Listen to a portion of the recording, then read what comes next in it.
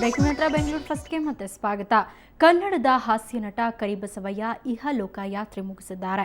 ಅಪಘಾತದಲ್ಲಿ ಅಕಾಲಿಕ ಮರಣ ಹೊಂದಿದ ಕರಿಬಸವಯ್ಯನವರ ಅಂತಿಮ ದರ್ಶನಕ್ಕೆ ಜನಸಾಗರವೇ ಹರಿದು ಬಂದಿತ್ತು. ಅವರ ಹುಟ್ಟೂರಿನಲ್ಲಿ ಇಂದು ಅಂತ್ಯಕ್ರಿಯೆ ನೆರವೇರಿತು.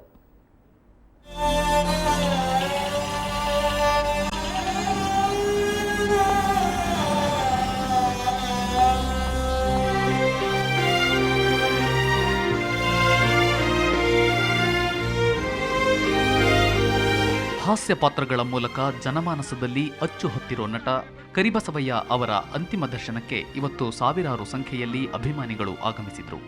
ನಂದಿನಿ ಲೇಔಟ್ನಲ್ಲಿರೋ ಅವರ ನಿವಾಸದಲ್ಲಿ ಇವತ್ತು ಬೆಳಗ್ಗೆ ಸಾರ್ವಜನಿಕರ ದರ್ಶನ ಮುಗಿಸಿದ ನಂತರ ಪಾರ್ಥಿವ ಶರೀರವನ್ನ ಗಾಯತ್ರಿ ನಗರದ ಅವರ ತಮ್ಮನ ಮನೆಗೆ ತರಲಾಯಿತು.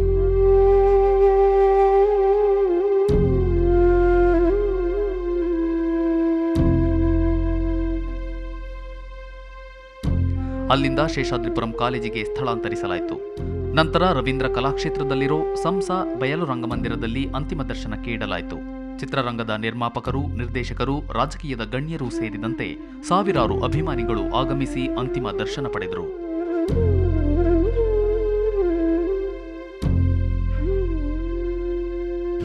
ಕೇವಲ ಬರೀ ಹಾಸ್ಯ ನಟರಾಗಿ ಅಷ್ಟೇ ಇರಲಿಲ್ಲ, ಯಾವುದೇ ಪಾತ್ರ ಕೊಟ್ಟರು ಕೂಡ ಆ ಪಾತ್ರಕ್ಕೆ ಜೀವ ತುಂಬತಕ್ಕಂಥ ಕಲಾ ಶಕ್ತಿ ಇತ್ತು ಅವರಿಗೆ.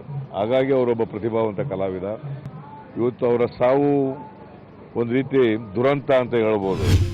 ಅಂತಿಮ ದರ್ಶನ ಮುಗಿಸಿದ ನಂತರ ಭಾವುಕರಾದ ನಟಿ ಲೀಲಾವತಿ ಕರಿಬಸವಯ್ಯನವರ ಕುಟುಂಬದ ಪರಿಸ್ಥಿತಿಯನ್ನ ಕಂಡು ಕಣ್ಣೀರಾದರು. ಜೊತೆಗೆ ಕರಿಬಸವಯ್ಯ ಅವರ ಜೊತೆ ಹಲವು ಚಿತ್ರಗಳಲ್ಲಿ ನಟಿಸಿದ್ದ ಉಮಾಶ್ರೀ ಕೂಡ ಕಣ್ಣೀರಿಟ್ರು.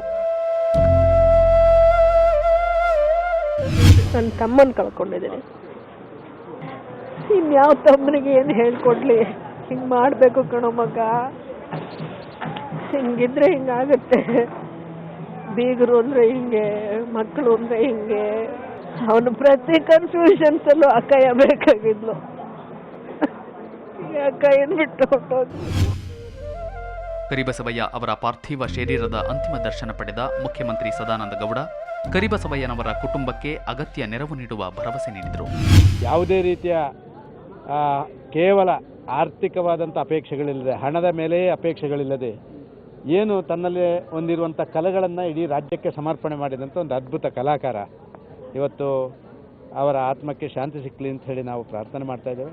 ಅವರ ಕುಟುಂಬಕ್ಕೆ ಆ ದುಃಖವನ್ನು ಭರಿಸುವಂಥ ಶಕ್ತಿಯನ್ನು ದೇವರು ಕೊಡಲಿ ಅಂತ ದೇವರಲ್ಲಿ ಪ್ರಾರ್ಥನೆ ಮಾಡ್ತೀವಿ. ಅಲ್ಲಿಂದ ನೆಲಮಂಗಲ ತ್ಯಾಮಗೊಂಡ್ಲು ಮಾರ್ಗವಾಗಿ ಹುಟ್ಟೂರಾದ ಕೊಡಿಗೆಹಳ್ಳಿಗೆ ಪಾರ್ಥಿವ ಶರೀರವನ್ನ ತೆಗೆದುಕೊಂಡು ಹೋಗಲಾಯಿತು. ಅಲ್ಲಿ ಅವರ ಕುಟುಂಬದವರು, ಆತ್ಮೀಯರು ಸೇರಿದಂತೆ ಸಾವಿರಾರು ಅಭಿಮಾನಿಗಳ ಸಮ್ಮುಖದಲ್ಲಿ ಕರಿಬಸವಯ್ಯನವರ ತೋಟದಲ್ಲಿ ಅಂತ್ಯಕ್ರಿಯೆ ನೆರವೇರಿಸಲಾಯಿತು.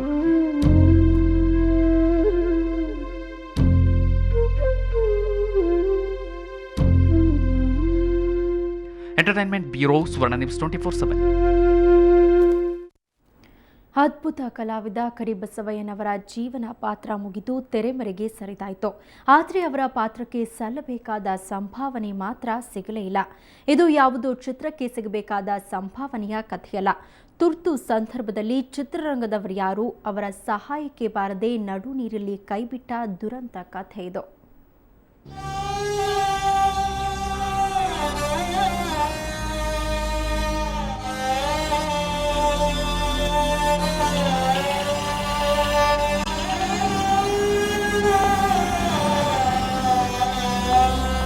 ತೆರೆಯ ಮೇಲೆ ಕರಿಬಸವಯ್ಯ ಮಾಡದ ಪಾತ್ರಗಳೇ ಇಲ್ಲ.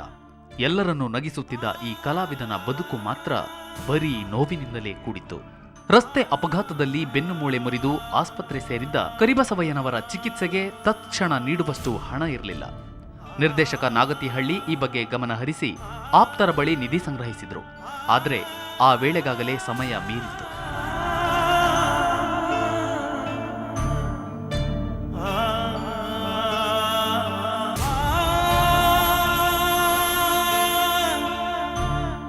ಇಂಥ ಹೊತ್ತಲ್ಲಿ ಬರೀ ಭಾವನಾತ್ಮಕವಾಗಿ ಅವ್ರಿಗೆ ಅಯ್ಯೋ ಪಾಪ ಅಂತ ಸಿಂಪತಿ ಕೊಡೋದ್ರ ಬದಲು ಕ್ರಿಯಾತ್ಮಕವಾಗಿ ಏನಾದರೂ ಸ್ವಲ್ಪ ಸಹಾಯ ಆಗಬೇಕು ಅನ್ನೋದು ನನ್ನ ಅಭಿಪ್ರಾಯ ಆಗಿತ್ತು. ಒಂದು ಹೆಜ್ಜೆ ಮುಂದೆ ಇಟ್ವಿ, ಡಾಕ್ಟರ್ ಹತ್ರ ಮಾತಾಡಿ, ಸರ್ಜನ್ಗಳ ಹತ್ರ ಮಾತಾಡಿ ಅದಕ್ಕೆ ಏನಾದರೂ ವ್ಯವಸ್ಥೆ ಮಾಡಬೇಕೇನೋ. ಯಾಕೆಂದರೆ ಸಾಕಷ್ಟು ಜೀವ ವಿಮೆ ಮಾಡಿಸ್ಕೊಂಡಿರಲಿಲ್ಲ ಅವರು, ಇನ್ಶೂರೆನ್ಸ್ ಫಂಡ್ ಇರಲಿಲ್ಲ.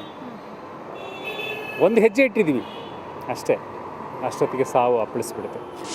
ಜೀವವಂತೂ ಉಳಿಲಿಲ್ಲ. ಕರಿಬಸವಯ್ಯನವರ ಪಾರ್ಥಿವ ಶರೀರದ ಅಂತಿಮ ದರ್ಶನಕ್ಕಾದರೂ ಚಿತ್ರರಂಗ ಬರುತ್ತಾ ಅಂದ್ರೆ ಬಂದಿದ್ದು ದರ್ಶನ್ ಹಾಗೂ ರಾಘವೇಂದ್ರ ರಾಜ್ಕುಮಾರ್, ಕೆಲ ನಿರ್ದೇಶಕ ನಿರ್ಮಾಪಕರು ಹೊರತುಪಡಿಸಿದರೆ ನಾಯಕ ನಾಯಕಿ ಎನಿಸಿಕೊಂಡವರ್ಯಾರೂ ಇತ್ತ ಸುಳಿಯಲೂ ಇಲ್ಲ.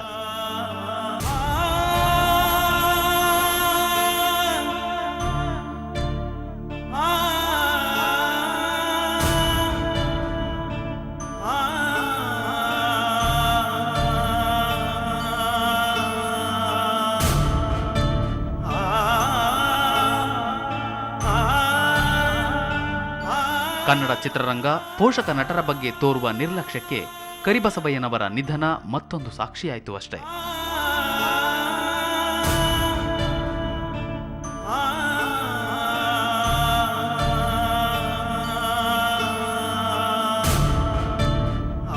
ರಜನಿ ಎಂಜಿ, ಸುವರ್ಣ ನ್ಯೂಸ್ 24/7 ಬೆಂಗಳೂರು.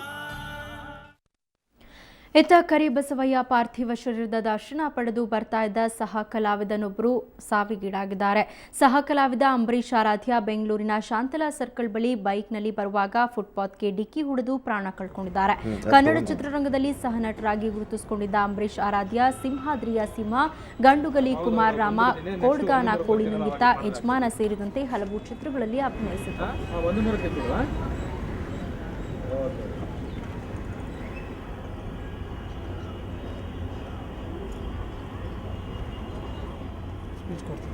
ಅದು ತಗೊಂತೀನಿ.